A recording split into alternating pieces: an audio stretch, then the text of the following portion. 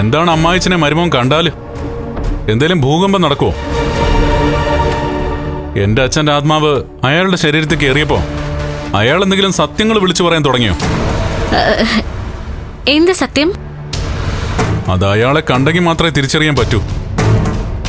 എന്തായാലും അവൻ പോയതല്ലേ അയാളെ കാണണമെന്ന് പറഞ്ഞ്. കണ്ടിട്ട് വരട്ടെ. അങ്ങനെ വന്നാ അയാളുടെ നാവിന്ന് വേണ്ടാത്ത ചില വർത്തമാനങ്ങൾ വരുന്ന കൂട്ടത്തില് വേണ്ട ചില വർത്തമാനങ്ങൾ വന്നാലോ?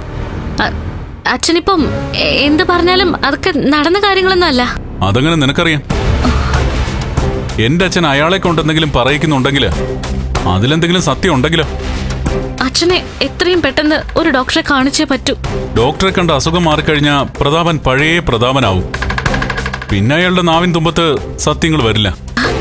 കണ്ണേട്ടനെന്താ ഇങ്ങനെയൊക്കെ സംസാരിക്കുന്ന? ഒരു കാര്യം നീ മനസ്സിലാക്കിക്കോ, ഒന്നും അധിക നാൾ മൂടി വെച്ചുകൊണ്ട് നടക്കാൻ പറ്റില്ല. എന്റെ അച്ഛൻ മരിച്ചത് ഒരു ലോറി ആക്സിഡന്റില്ല. വലിയൊരു മഴയത്ത് ആ ലോറി പാഞ്ഞു വരുന്നതും ഞങ്ങളുടെ ബുള്ളറ്റിനെ ഇടിച്ചു തെറിപ്പിക്കുന്നതും ഞാൻ കണ്ടതാ. പിന്നൊന്നും എനിക്ക് ഓർമ്മയില്ല. എന്റെ ജീവിതത്തിലെ ഏറ്റവും വലിയ ദുരന്തം നടന്ന അന്നാ. ആ ദുരന്തത്തിന് കാരണക്കാരനായവനെ പിന്നീട് ഒരുപാട് കാലം ഞാൻ അന്വേഷിച്ചു നടന്നു. പോലീസ് അവനെ തെരഞ്ഞു, പക്ഷെ ഒരു തുമ്പും കിട്ടിയിട്ടില്ല. ആ ലോറി ഡ്രൈവർ നിന്റെ അച്ഛനാണോ? അല്ലെങ്കിൽ പിന്നെ എന്തുകൊണ്ടാ എന്റെ അച്ഛന്റെ ആത്മാവ് അയാളുടെ ശരീരത്തിൽ കയറിയത്? ആ ശരീരം ഒരു വൃത്തികെട്ട ശരീരമാണെന്ന് ആത്മാക്കൾക്ക് തിരിച്ചറിയാം. എന്നിട്ടും അയാളെ പിന്നെ എന്റെ അച്ഛൻ ശല്യം ചെയ്യുന്ന എന്തുകൊണ്ടാ? അതേ പറ്റിയെന്ന് എനിക്ക് അറിയില്ല കണ്ണേട്ടാ. അറിയാത്ത കാര്യങ്ങൾ അറിയിക്കാനും അത് പുറത്തു കൊണ്ടുവരാനുള്ള സാഹചര്യങ്ങളൊക്കെ ഒത്തുവരും. പാപത്തിന്റെ പരിഹാരം ഈ ഭൂമിയിൽ വെച്ച് തന്നെയാ എല്ലാവരും അനുഭവിച്ചു തീർക്കേണ്ടത്, അല്ലാതെ മരിച്ചിട്ടല്ല. എന്റെ അച്ഛനോട് ആര് പാപം ചെയ്താലും അവന്റെ ജീവിതം ഇനി അങ്ങോട്ട് നീയൊക്കെ ചിന്തിക്കുന്നതിനപ്പുറമായിരിക്കും.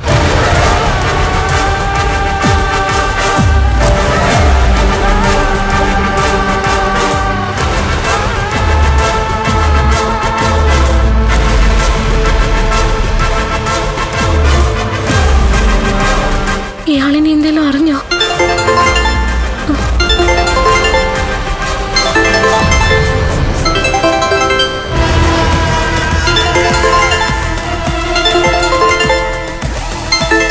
ഓ, എല്ലാം ചെയ്തു വെച്ചിട്ട് വിളിക്കുന്നുണ്ട്.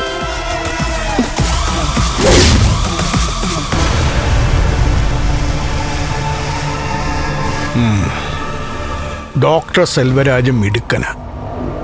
അവിടെ ഒരു ദിവസം കിടക്കുമ്പോഴേക്കും പ്രതാപന്റെ എല്ലാ അസുഖവും മാറും. അതുകൊണ്ടാ ഞാനൊരു സാഹസം കാണിച്ചത്. ഇപ്പോ മോളുടെ മുത്തശ്ശി അവിടെ ഉണ്ട്. അവര് വന്ന ശേഷമാണ് ഞാൻ ഇങ്ങോട്ട് വന്നത്. ഉണ്ണിയേട്ടനും ഉണ്ണിയേട്ടന്റെ അമ്മയും ഒക്കെ അച്ഛനെ കാണണമെന്ന് പറഞ്ഞ് നിർബന്ധം പിടിക്കുക. ഞാനും അവരെ തടഞ്ഞു നിർത്തിയിരിക്കുന്നത്. അതിൻ്റെ ഇടയ്ക്ക് കമലേശ്വരത്തെ വല്യേട്ടന് എന്തൊക്കെയോ സംശയം ഉണ്ടെന്നാ എനിക്ക് തോന്നുന്നത്. അതുപോലെ മുള്ളുവെച്ച സംസാരം അയാളുടേത്. മോളെ, അന്ന് 7-ാം മാസത്തിലെ ചടങ്ങിന് ശേഷം മഹാലക്ഷ്മിക്കും മോഹിനിക്കും ഒപ്പം കണ്ണൻ മോളുടെ വീട്ടിലേക്ക് പോയായിരുന്നല്ലോ. ആ സമയത്തെങ്ങാനും പ്രതാപൻ പണി പറ്റിച്ചോ? അതാണ് എന്റെയും സംശയം. എന്തായാലും പ്രതാപൻ എന്റെ പേര് കണ്ണനോട് പറഞ്ഞിട്ടില്ല, അതുറപ്പാ. ഞാനിതൊക്കെ അറിയാൻ വേണ്ടിയിട്ട് ഇടയ്ക്ക് നയത്തിൽ കണ്ണനെ ഒന്ന് വിളിച്ചായിരുന്നു. ആ സമയത്ത് അവന്റെ സംസാരം കേട്ടിട്ട് എന്നെ സംശയമുള്ളതായിട്ട് തോന്നിയില്ല. എന്തായാലും ഇപ്പോഴെങ്കിലും അച്ഛനെ ചികിത്സിപ്പിക്കാൻ കൊണ്ടുപോയത് നന്നായി. അല്ലെങ്കിൽ അമ്മാവന്റെ പേരും അച്ഛൻ വിളിച്ചു കൂവിയേനെ. ഞാനും മുത്തശ്ശിയൊക്കെ അങ്ങനെയല്ലേ അമ്മാവന്റെ പേരും അറിഞ്ഞത്. അമ്മാവനാണ് കൊലപാതകത്തിന്റെ സൂത്രധാരനെന്ന് അച്ഛൻ തന്നെയല്ലേ ഞങ്ങളോടും പറഞ്ഞത്. മോളെ, ഒരാള് കൊട്ടേഷൻ ഏറ്റെടുത്തിട്ട് അവന്റെ കർമ്മം ചെയ്ത് കഴിഞ്ഞാല് പിന്നെ മരണം മുന്നിൽ കണ്ടാലും സത്യം പറയരുത്.